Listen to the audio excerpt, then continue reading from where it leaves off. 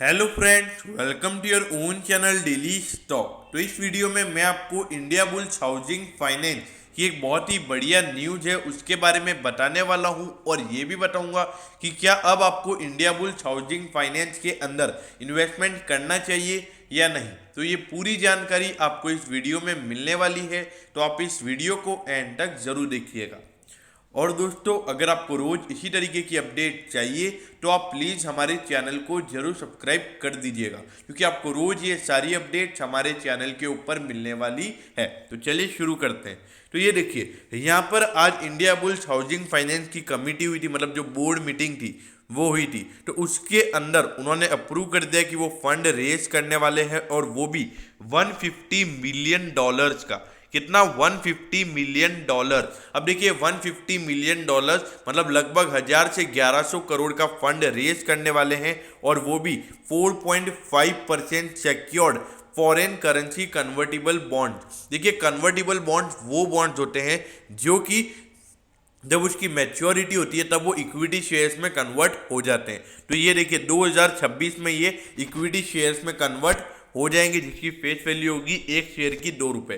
तो देखिए, यहाँ पर इनको लगभग अभी 2021 चल रहा है, तो मतलब 2026 मतलब 5 साल तक उन बॉन्ड्स के ऊपर कंपनी को यहाँ पर 4.5% का इंटरेस्ट पेमेंट करना पड़ेगा। तो देखिए, वैसे यहाँ पर कंपनी के लिए अच्छी बात है, क्योंकि अब आपको ये लग रहा होगा कि कंपनी यहाँ पर लोन ले रही है, मतलब बॉन्ड जो कंपनी इश्यू कर रही है, तो उसके ऊपर जो कंपनी को पैसा मिलेगा तो 4.5% कंपनी को यहाँ पर इंटरेस्ट पेमेंट करना पड़ेगा। तो आपको ऐसा लग रहा होगा कि कंपनी की यहाँ पे उधारी बढ़ जाएगी तो कंपनी को इंटरेस्ट पेमेंट करना पड़ेगा, तो कंपनी का प्रॉफिट कम हो जाएगा। देखिए, ऐसा नहीं है। अभी यहाँ पर कंपनी को फंड की खासी जरूरत है, और ये यहाँ पर 4.5% पे ये फंड रेज कर रही है। और आपको पता होना चाहिए कि आज की ऑन डेट लगभग जो अभी हाउसिंग फाइनेंस के जो लोन चल रहे हैं वो भी लगभग 6.5 से 7% की रेट चल रही है। तो मतलब 2% कंपनी की नेट इंटरेस्ट इनकम रहेगी, और कंपनी को यहाँ पे 4.5% ही पे करना है, और ऊपर अगर वो जहाँ पे वो लोन देगी उस पर उसको 6.5 से 7% का उसको वहाँ पर इंटरेस्ट मिल रहा है। तो देखा जाए तो ये कंपनी के लिए अच्छी बात है। और ये आपको पता होना चाहिए कि जितनी भी हाउसिंग फाइनेंस कंपनी या फिर कोई भी एनबीएफसी फर्म होती है, उनका आपको हमेशा डेट ज़्यादा ही लगेगा। अब वो क्यों?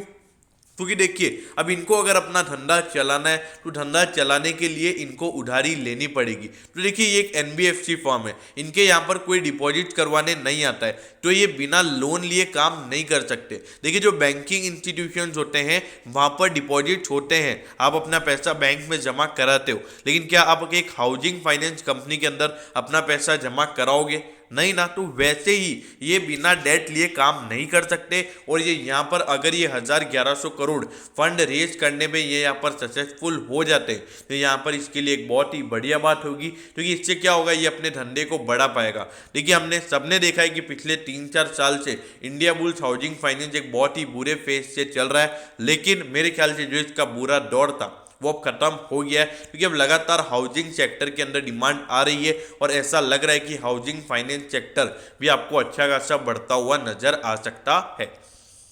अब ये देखिए, सेक्टर का प्राइस टू अर्निंग है 30.96, उससे अगर देखोगे तो एकदम सस्ते वैल्यूएशन पर मिल रहा है। मतलब ऑलमोस्ट अगर आप देखोगे तो 1/6 भाव में आपको मिल रहा है। मतलब अगर 6 रुपये भाव अपने सेक्टर का चल रहा है तो ये आपको मिल रहा है 4.68 पे ही।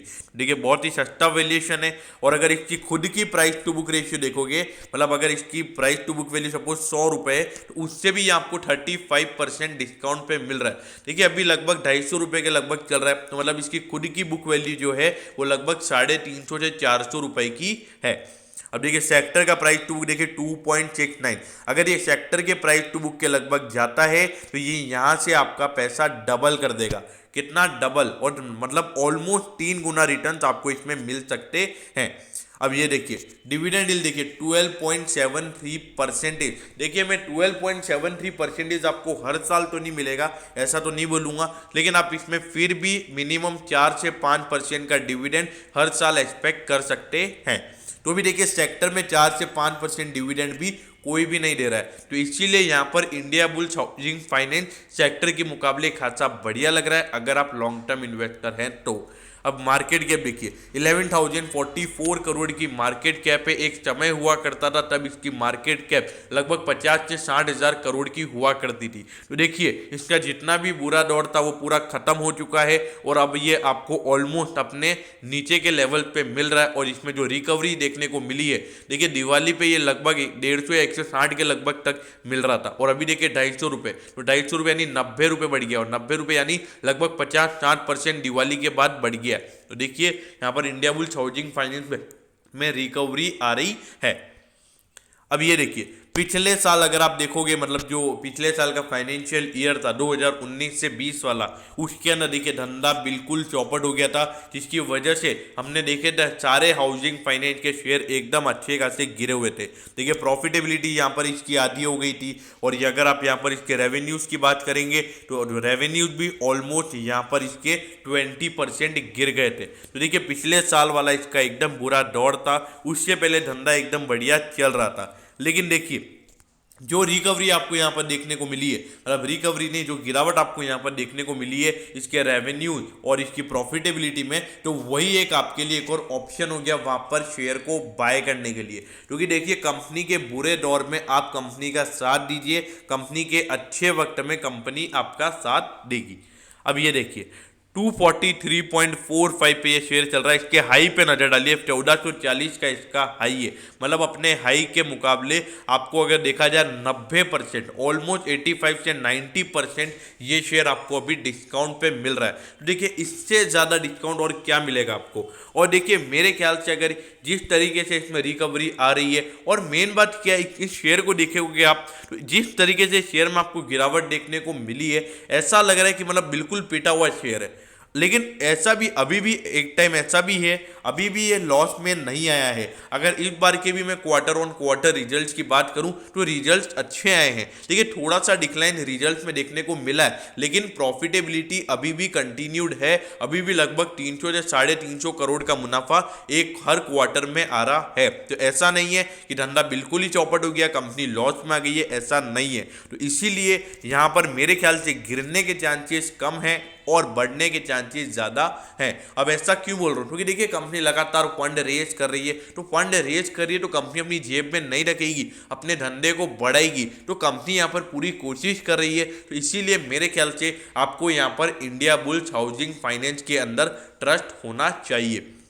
देखिए जिन लोगों ने पहले से ही इसको लॉन्ग टर्म के लिए बाय कर रखा है, मेरे ख्याल से बने रहिए। और इसको अगर आपके बाय प्राइस के नीचे आता है तो हर डिप में इसमें आपको बाइंग करनी है। और रही बात दूसरी, क्या अब इसमें बाइंग की जा सकती है लॉन्ग टर्म के लिए, मेरे ख्याल से ये प्राइस भी एकदम बढ़िया है और वही स्ट्रेटजी फॉलो करनी है। अगर इसमें और गिरावट देखने को मिलती है तो आपको इसमें डिप में खरीदारी करनी है।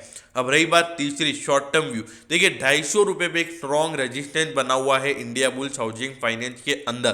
देखिए 250 रुपये पे मेरे ख्याल से कम आपको यहाँ पे 253 से लेकर 255 के लेवल्स के लिए वेट करना चाहिए। 253 से 255 के प्राइस पर आप इसको बाय कीजिए और टारगेट रखिए अपना शॉर्ट टर्म का 280 से 290। और ये जब 253 से 255 जाता है तो उसके एक हफ्ते में मेरे ख्याल से आपको आराम से 280 से 290 के लेवल देखने को मिल सकते हैं। तो दोस्तों मैं होप करता हूँ कि इंडिया बुल्स हाउसिंग फाइनेंस की जो भी लेटेस्ट न्यूज़ थी कि जो फंड रेज करने वाला है वो आपको अच्छे से समझ में आ गया होगा। अगर आपकी कोई भी क्वेरीज हैं तो आप कमेंट सेक्शन में कमेंट कर सकते हैं, मैं ज़रूर आपके कमेंट पर रिप्लाई करूँगा। तो दोस्तों अगर आपको वीडियो अच्छी लगी हो तो प्लीज़ वीडियो को लाइक कर दीजिएगा और रोज़ इसी तरीके की अपडेट पाने के लिए चैनल को सब्सक्राइब करना ना भूलें। Okay, thank you, have a nice day.